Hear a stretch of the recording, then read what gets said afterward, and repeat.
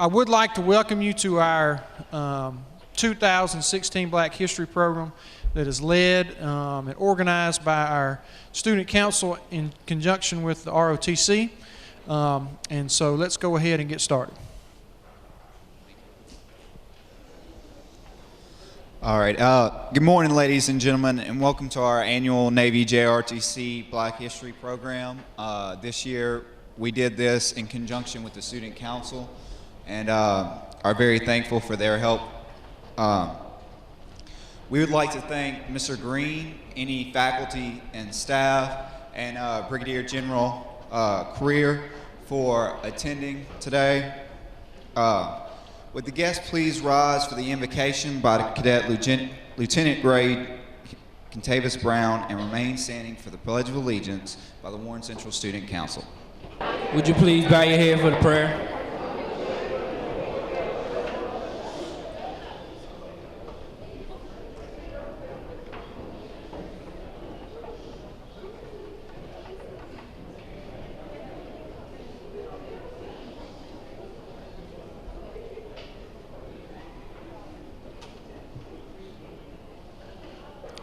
Lord, I want to thank you for this day. Lord, I want to thank you for letting us see another year to let us do the Black History Program. Lord, I want to thank you for our guest speaker. Thank you for our faculty and staff. And thank you for all the cadets that are here, Lord. In your name, amen. Amen.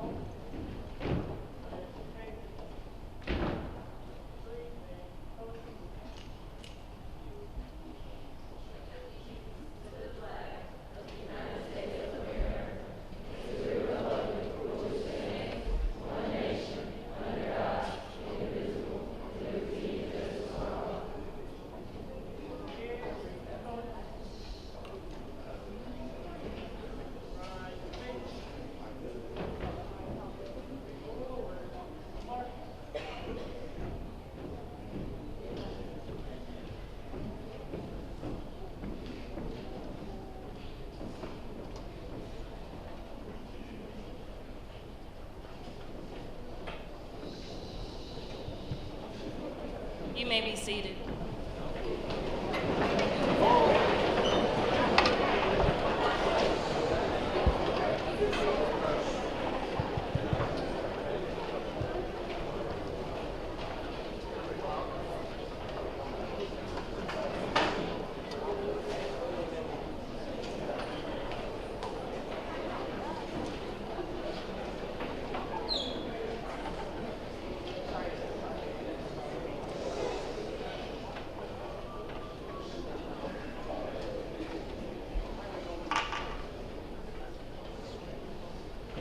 Brigadier General Robert Creer was born in Vicksburg, Mississippi. He graduated from Jackson State University with a bachelor's degree in mathematics and a regular Army commission as a second lieutenant in the Army Corps of Engineers through the ROTC program. He holds a master's degree in National Resources Strategy from the Industrial College of the Armed Forces. He retired on May 1st, 2008 after more than 32 years active duty service. While at the Pentagon, he served as a military assistant to the assistant of Secretary of the Army for the Civil Works. At the Corps of Headquarters in Washington, D.C., he served as the Chief of Staff. In the field, he commanded the Vicksburg District and the Southwest Division and the Mississippi Valley Division. Additionally, he served as president of the Mississippi River Commission, having been appointed to the President of the United States and confirmed by the U.S. Senate. He commanded the 4th Engineer Battalion, 4th Infantry Division, and he also commanded companies in the 5th Engineer Battalion. He organized and led the task forces that unwatered New Orleans during the Hurricane Katrina and led the response recovery to recover the effort for more than $14 billion of hurricane risk reduction system. Task Force Hope was the largest disaster response and recovery operation in the history of the Army Corps of Engineers. Currently, Brigadier General Creer is President and CEO of the Creer Group, LLC, governmental regulations consulting firm locations in Vicksburg, Mississippi. He is chairman of Ride Development and hydropower developer based in Boston, Massachusetts. Some of his numerous military awards and dedications include the Distinguished Service Medal, Legion of Merit, Bronze Star Medal, Mischievous Service Medal, Humanitarian Service Medal, Army Staff Identification Badge, and Prestigious Badge. Also, he earned the Infractious Security Partnership Award for Distinguished Leadership during Hurricane Katrina, as well as the Rock of the Year Award for his contributions to the Army and his nation. In 2010, he was inducted into the Jackson State Alumni Hall of Fame. He is married to his high school sweetheart for 43 years, the former Rita Halo. They have 4 children and 4 grandchildren. It is my great honor and privilege to introduce our guest of honor today, Brigadier General Robert Creer, U.S. Army, retired.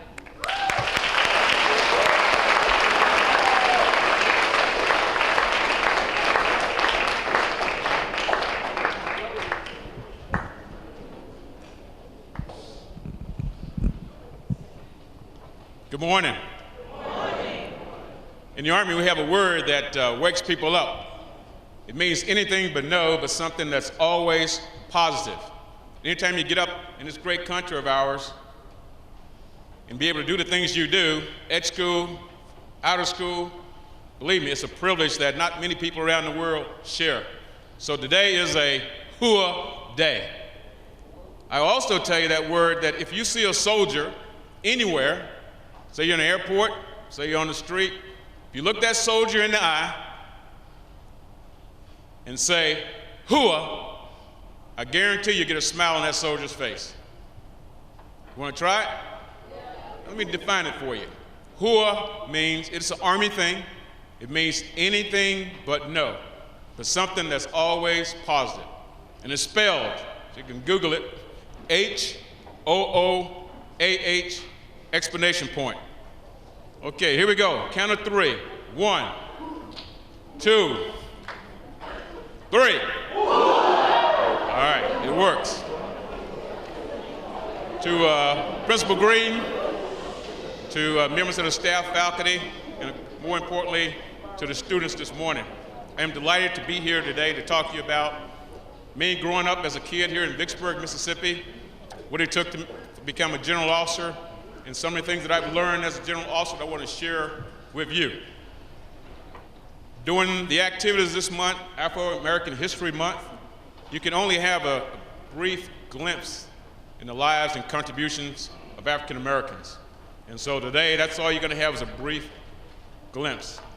Carter G. Woodson, who's the father of African American history first week, then month, said it was important that if a race did not know about its history, it could be taken away from him. He felt that it was important to understand the contributions of all members of the American society. He felt that in African American society, to bring that forth would gain greater acceptance and pride in our own history, but at the same time, greater acceptance in the broad America.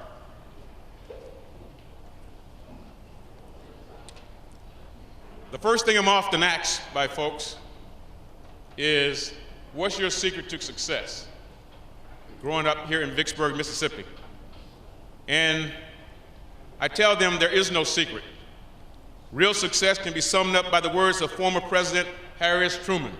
He said that he had studied the lives of famous men and women, and he found that those who got to the top did their jobs that they had in hand with everything they had of energy, enthusiasm, hard work. And I'll add to that, and also a commitment to excellence. I'll give you an example. I knew this kid who grew up to become what people would call very successful. When someone asked him how he did it, he had 3 words. Those words were, "and then some." When asked, in fact, why don't you try these words on the count of 3? 1, 2, 3. Okay, audience participation, I like it, love it. When asked what that meant, he replied that when he was in school and his teachers asked him to do something, he did it. 3 words? There you go. When other folks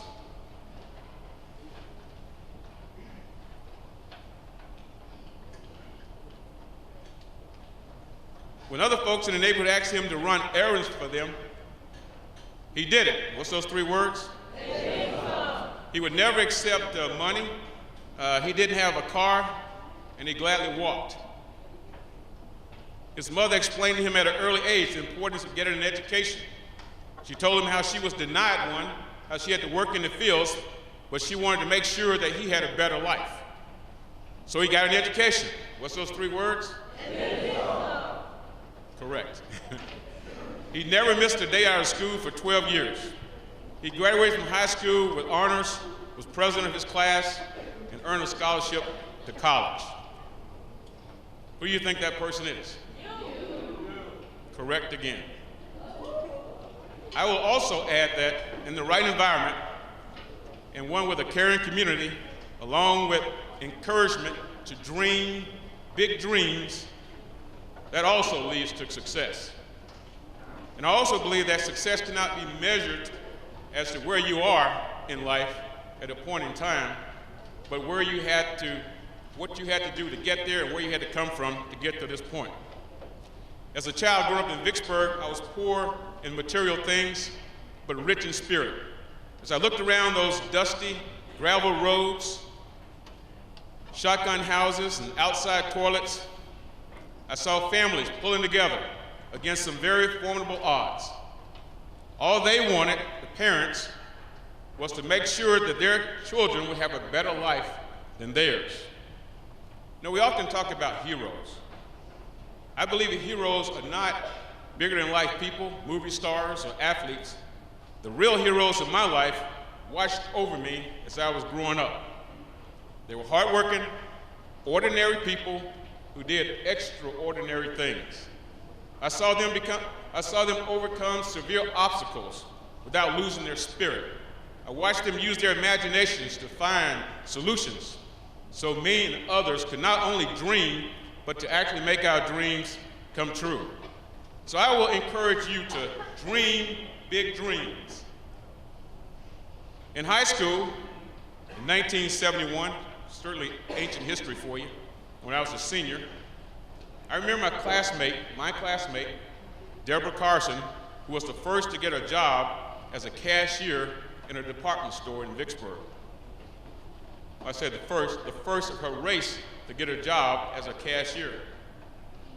That may not seem like a big deal to you today, but to us back then, this was uncommon because blacks were not hired for jobs with such great responsibility. It gave us new dreams, new goals, and the dream of more possibilities for us. So you see, it takes so little for someone who has so little. I also know I wouldn't be standing here today talking to you as a Brigadier General retired in the United States Army if it was not for my family, my mentors, this community, and my teachers. They were so important in my life. They took time to teach me. They took time to encourage me. They were my heroes. Two of my greatest heroes were my mother and my grandmother. At an early age, they instilled in me the values that I share with everybody I come in contact with. To give thanks to God, go to church every Sunday, to respect and care for older people, to always say, yes, sir, yes, ma'am, no, sir, no, ma'am, to those older than me, to show love for one another, to treat all human beings with dignity and respect, and to live by the golden rules. You see, out in the world, manners and character counts. He also taught me never to forget where I came from and always be willing to give back. They taught me to keep pushing forward, to push for opportunities that had been denied, to get my foot in the door, to set such a sterling example that that door would not be closed again for others. All the members of my neighborhood enforced those values.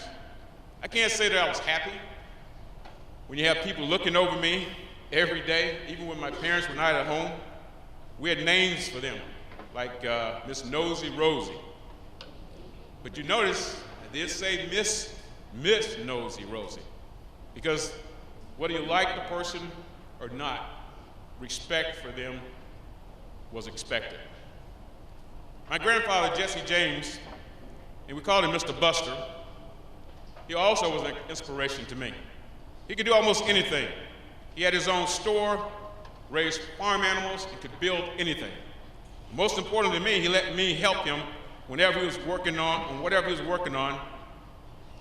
And he always got me involved. He bought me a hammer when I was in the first grade. From that day on, I was always making things for people. He gave me so much more than tools, though. He shared his time, his knowledge, and experiences. So here I am today as a guy for 32 years, 8 months, and 22 days, commanded engineers. I learned from him early on, and so many others, the importance of listening to advice for those who cared about me. My teachers, elementary through college, served as role models. Never doubt the impact a teacher can have on your life. I remember in junior high school putting together my first Negro History Week scrapbook at McIntyre Junior High School. I was fascinated learning the significant accomplishment that African Americans had made in all walks of American life. It made me proud and inspired me to excel, because most of it was not written and certainly was not in history books.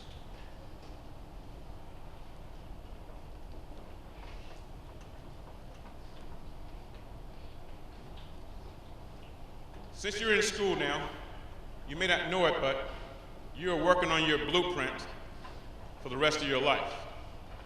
And what is a blueprint? As an engineer, before you can build the building, you have to lay it out and make sure that everything fits and everything is to standard. And really, that's what you're doing now. When I was a kid, I was fortunate to have a blueprint. I knew what I wanted to be when I was 8 years old. At 8 years old, I knew I wanted to be an officer in the United States Army. And you figure out, how do you get that focus that early?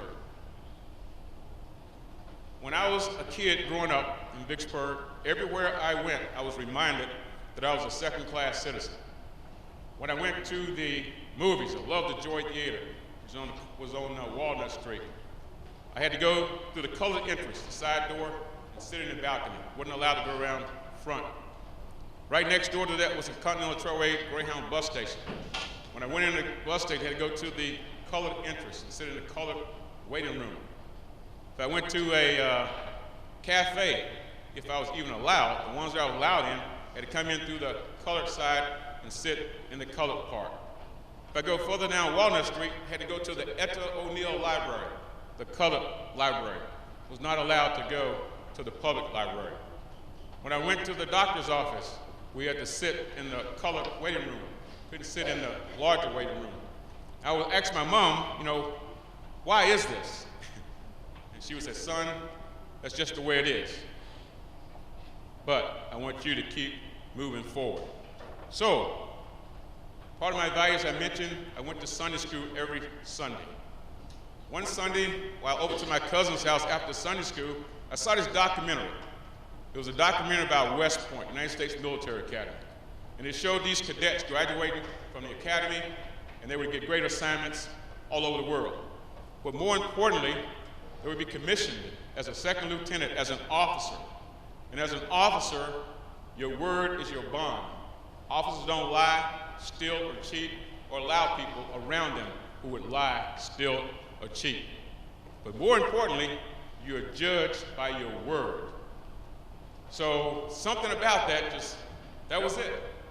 So when I went home to my mom, I told her, Mom, I know what I want to be. She goes, what? I want to be an officer. Well, no one in my family had been in the military, so he's like, what is an officer? Why? I said, because I want to be judged by my character and not by the color of my skin. And she said, okay, if that's what you want to be, then we're going to focus on that. That's what you're going to be. When I got to high school, went to my guidance counselor to send me to West Point. Well, they weren't appointing people from my high school. My high school was an all-black high school. Did I mention we had segregated schools 1st through 12th? My senior year was our first year of integration here in Vicksburg, in which seniors had choice to go to either Rose A. Temple High School, the black high school, or H.B. Cooper, the white high school. But that was okay. I got an academic scholarship to Jackson State University. And when I got there, the first place I went to was the ROTC department. Based on the work that I had done in school, I got a 3-year ROTC scholarship. But more importantly, I saw real officers, live officers, young men, really young, in their 20s. They were pilots. You know, they were tank commanders. They drove fancy sport cars. They were black. They were white. But they worked together as a team. They were equal. So I kind of took to ROTC like a duck takes to water. The year I graduated, I was the most outstanding cadet, received a regular Army commission, same commission that I would have received if I had gone to West Point. So that's why I said you should always dream big. That was the beginnings for me. Now I'm here today, living my dream, you know, being retired now after a great, absolutely fantastic military career, and enjoying my life now, giving back to the community, but also in the private sector. I do want you to understand that there was a lot of sacrifice, support, and encouragements given to me in my life, in my career, by others. If I can realize my dream, I know you can too. And remember, you don't have to look far to find role models and heroes. They're all around you. Just take some time to have a conversation with your grandmother, with your mother, with your great-grandmother. And I guarantee you'll be so proud of what they had to do in order to get you where you are today. My philosophy has always been, always give more than you get, and always get what you need.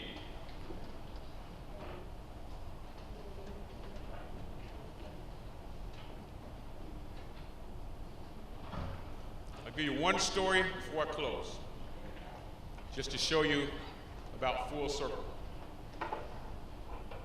One of the things I loved about growing up in Vicksburg, you know, we had a chance to go all over the city. We had the National Military Park. I remember on the weekends we would take our bikes and drive all over that place. Today, that's where I do my exercise every day that I'm in town, is through the National Military Park. I had a cousin who was only 3 months older than I. And so he and I, you know, we made a wagon. I was pretty good. I told you about my grandfather giving me those tools. So we made a wagon. You know, took the 2x4, about yay so, cut it off, had some nails, got a rod from an old wagon somewhere. You know, turn it over, take those nails, put them in the 2x4, bend them over to hold it in place, right? Put the wheels on there, and then had about a 1x6 board to go in the center of it, nailed it to the center of that. That was my back one. On the front 2x4, we took that, did the same thing, did it on the front of the 1x6, put a bigger hole in that, took a big nail, put a big hole in it, put a small nail, so it could turn. And then we put a rope on each end that was sticking out from the 2x4 so we could guide it. And then to sit on it, we had the first bottle of Coca-Cola, of course, was bottled here in Vicksburg, Mississippi, on the corner of Washington Street and Bowman. At that time, the Beating Home Candy Company and Coca-Cola plant. Well, we got one of the crates, wooden crates from the Coca-Cola plant, and we used that as our seat. So on the weekends and And after school, we would take that wagon and we would pull it throughout the city. And what we were doing was collecting Coke bottles. At that time, you would get 2-cent deposit back on each one of your bottles. And so if you filled it up, 24 slots, it's 48 cents. But because they knew the work, they were so generous, they gave you the extra 2 cents, you got a big 50 cents. And that was pretty big. But we'd always pass by on Walnut Street, this big red brick building right across from the City Hall. Seen that building before? Yeah. On the front, big letter says Mississippi River Commission, established 1879. One day, the curiosity just got beyond me. I wanted to know what was in there. And so I decided to go in there and see.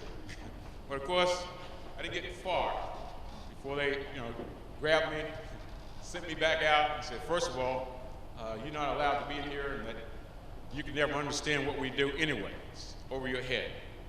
So I'm like, okay, no problem. And at least I got a chance to at least peep in there to see what's going on. In 2004, I got assigned to Vicksburg for the second time. First time was in 1998 to 2001 as commander of the Vicksburg District, U.S. Army Corps of Engineers. This time I came back as a general officer, and I was appointed by President Bush, president of the Mississippi River Commission. Guess where my office is located.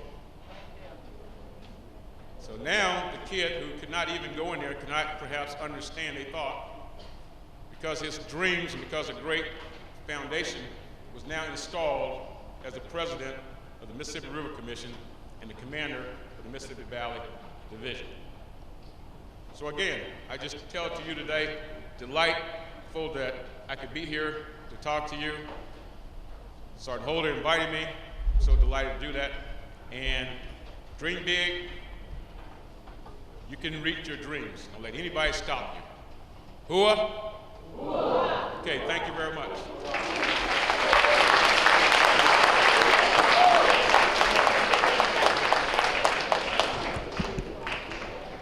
I did ask for time for questions.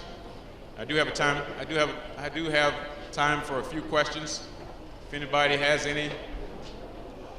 Sergeant Holder has a mic, he'll get it to you.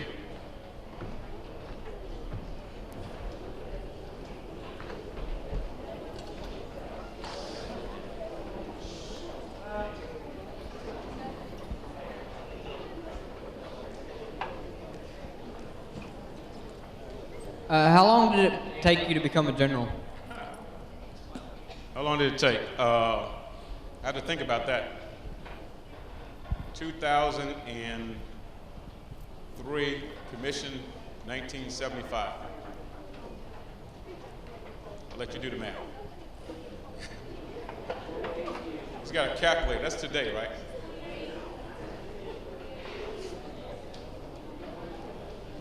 Over here. He's got a mic. So what you do in the Mississippi Commission thing? Okay, she said, what was the Mississippi River Commission? A lot of people don't understand how important the Mississippi River Commission is. It is a presidentially appointed commission, 7 commissioners, 3 of them are general officers. The one who's in Mississippi Valley here is the president of it.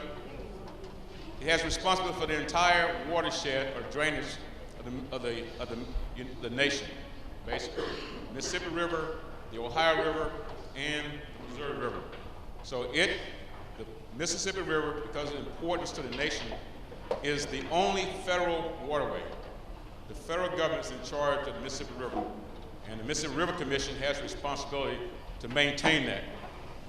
Did you know that the reason America is such a powerful, the most powerful economic country in the world is because it can get its goods and services out to the international marketplace faster and cheaper than any other country in the world. And it can do that because of the inland waterway system to include the Mississippi. Those barges that you've heard about, read about, running into bridges, those barges are bringing goods all the way from mining towns to our grains, bringing those down all the way through, down to New Orleans, to the ports in the south, they go out everywhere throughout the world. Let me give you a statistic you may not know of. One barge, okay, one barge is 60 18-wheelers, okay? 6 to 18-wheeler loads. So let's think about that. On the Mississippi, the average tow, that is one towboat pushing barges, an average tow is about 30. So one diesel towboat is pushing 30 barges. We have got his calculator, 30 times 60, 18-wheelers off the road. Again, preventing pollution, preventing highways from being torn up and giving you a space on the highway to actually be.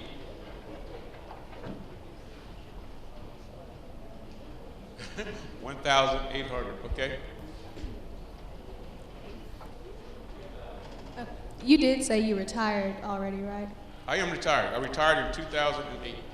Okay, so what do you do now during the day to super. keep you busy? Right now, I'm a developer of renewable energy. In Iraq, I had the responsibility to put out the oil well fires during the war, then assess the oil infrastructure, and lead a task force to restore normalcy.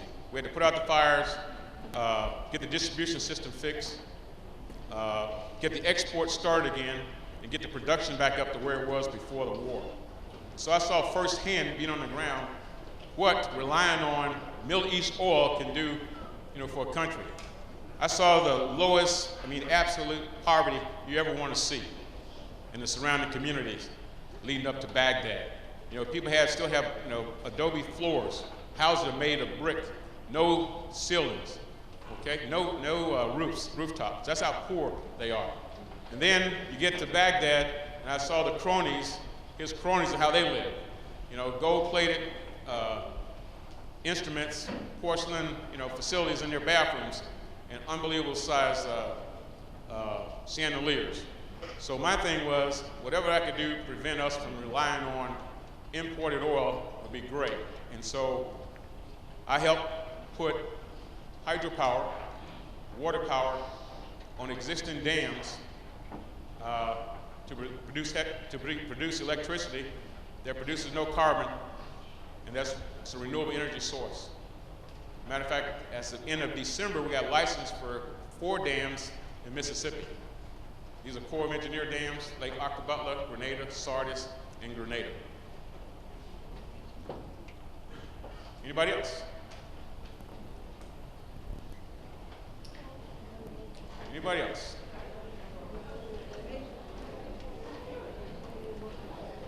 Got one more here. Got to raise your hand if you got a question. We'll come back to you, okay?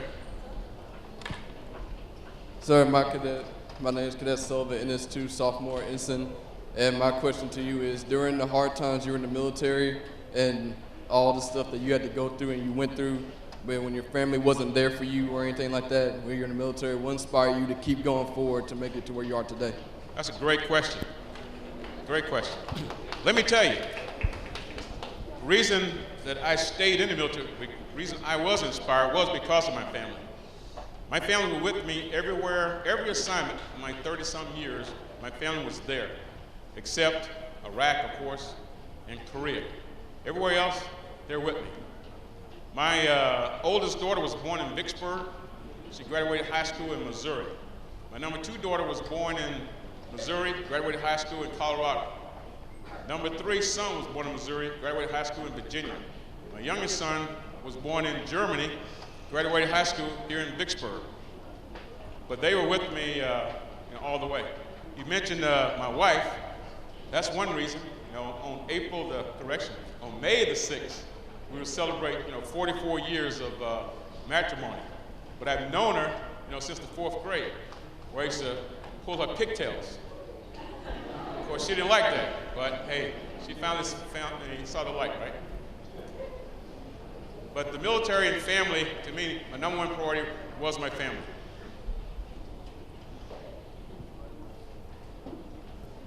You want to ask your question? He's got the mic. Right here. This guy right here, accent. Accent anyway, yeah. How's your day? He goes, how's my day? My days are pretty exciting. I get a chance to continue to travel. I mean, last week I was in Washington, D.C. I'll be back in Washington, D.C. Sunday and Monday. 2 weeks ago, I was in San Juan, Puerto Rico with my wife, taking a break.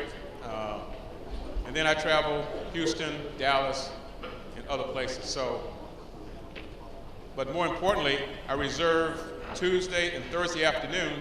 I'm a mentor for a robotics team, Salvation Army robotics team. That we have some very dedicated scientists from ERDIC, 2 of them, and then me and other volunteers, and we coach them. They just had the, here in Warren Central, matter of fact, they had the robotics competition, and they won and going now to the regional finals. So one thing, to whom much is given, much is required. And so one reason my wife and I retired back home is to have the opportunity to give back to the community. And I believe in giving back, you know, in the micro, as personally getting involved in things like Salvation Army on the board and then mentoring the team. Macro, president of United Way, done that. I'm on the board of the Friends of the National Park and campaign, et cetera, et cetera. So I believe that each one of us has a responsibility. And it's probably because of how I grew up. People in the community, everybody helped raise us. So I believe that's important even today, to get people who have to get out there and help people who perhaps is not as fortunate. So what does your wife do? What does my wife do? That's a good question.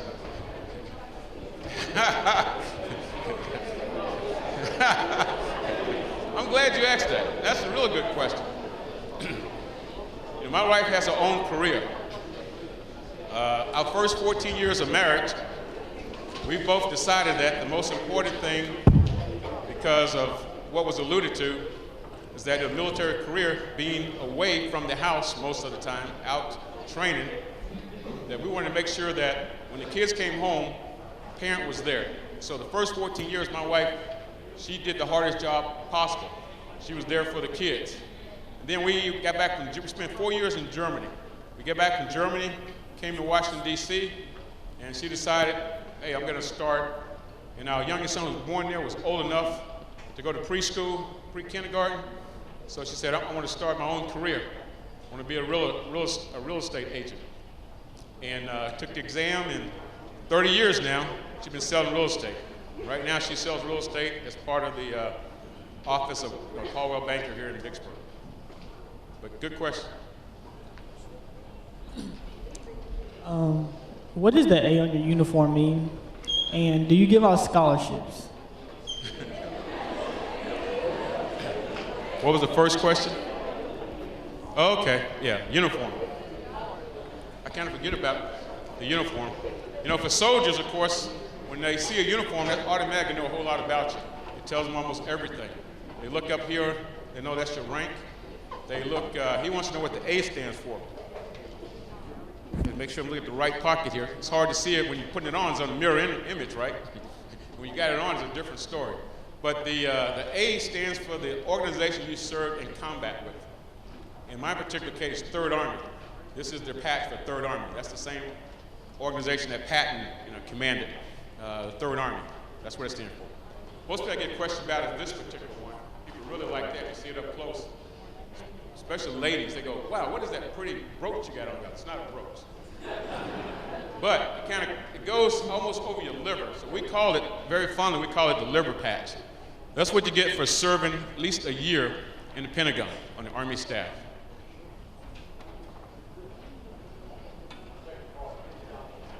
Oh, the second part of that question was? Oh, do I give out scholarships? You know, I don't give out scholarships, but I do everything I can to help people like Sergeant Holder, other folks to understand the process and to get you to places where you can get them. So if you're interested, I certainly can help you in that process. There are ROTC scholarships, 4-year scholarships out there that you'll have to apply for while you're in high school. You don't have to be in junior ROTC to apply for them, but it doesn't hurt.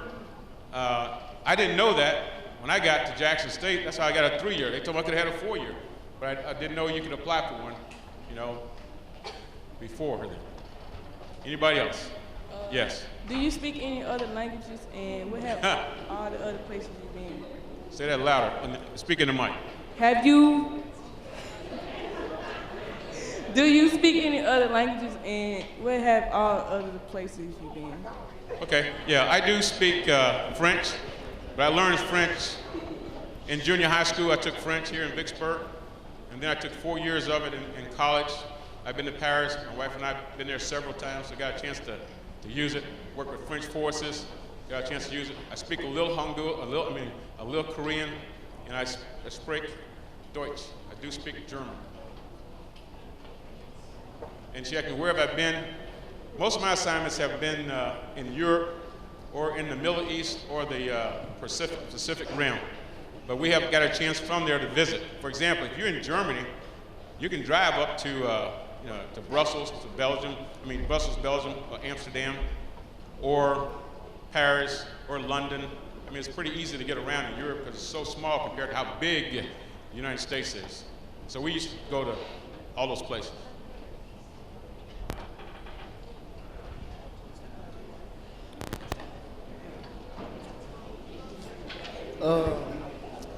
How was it growing up, you know, through the racism and all that stuff? Speak in the mic, please. How was it growing up, you know, through the racism and all that stuff? Like, what motivated you to keep going on? Like, why you didn't just break down? Okay, I think I got it. He asked me how was it growing up, you know, with racism. And racism, by that he means Jim Crow laws that actually prevented African Americans be treated as equals. You know, we had a great childhood because our parents kind of protected us from most of that. So we really didn't know except that abide by the rules. The rules said color, that's what it is. Do not do anything else because they didn't want us to get hurt or anything. But it's certainly, for me, I use it as a leverage, you know, as an energy force to go out there and do well. Because my philosophy has always been, we're all human beings. We're all human beings. And I put it a different way. I put it, we're human beings, we're equal. You know what you can do, I know what I can do. And if you can do something, I believe I can do it better. And that's been my philosophy all along, is to, you know, excellence in everything you do, regardless of where you came from, will not be able to hold you back. And I realize that didn't apply for everybody. There's still people, you know, struggling as a result of that. Okay? Okay, General, we're gonna end it there. Thank you. Okay, thank y'all very much. I appreciate it. Whoa.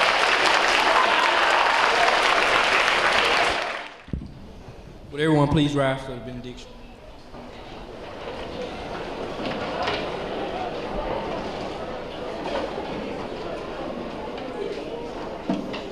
Will you please bow your heads?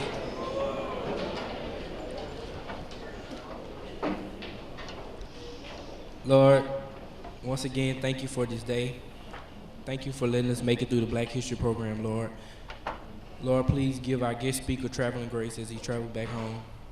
In your darling son, Jesus' name, amen. I'd just like to thank General Creer one time again for coming out and talking to us and, you know, giving us a real speech about what it meant to grow up in a time when things were different, when people didn't have the same opportunities, and talk about how he made his way up, okay? So I'd like everybody to give him a round of applause for being a real hero.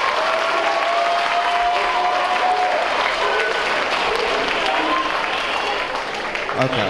All right, this will conclude our ceremony. Thank you all for attending. We hope to see you again next year.